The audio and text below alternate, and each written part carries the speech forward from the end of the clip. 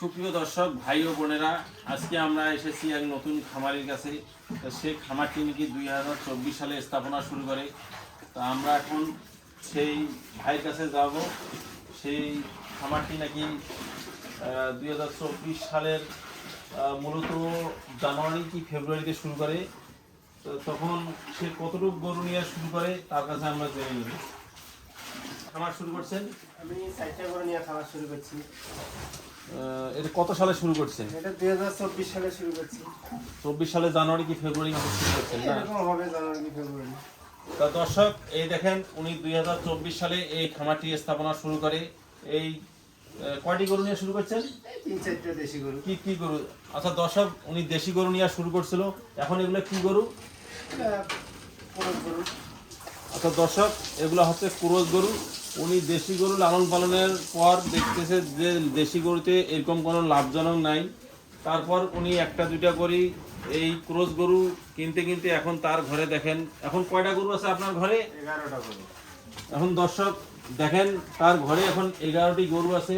11টি গরু দেখেন মূল্যবান গরু, যে গরু অন্য অন্য খামারে আমরা আপনাদের দেখাইতে পারি না ভিডিওর সামনে।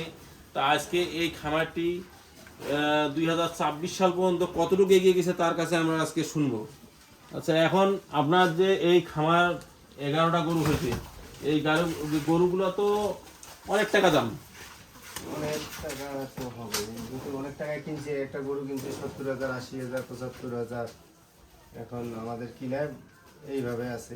এখন এখন তো আপনার খামার লাভজনকে আছেন নাকি? মোটামুটি লাভেই আছি।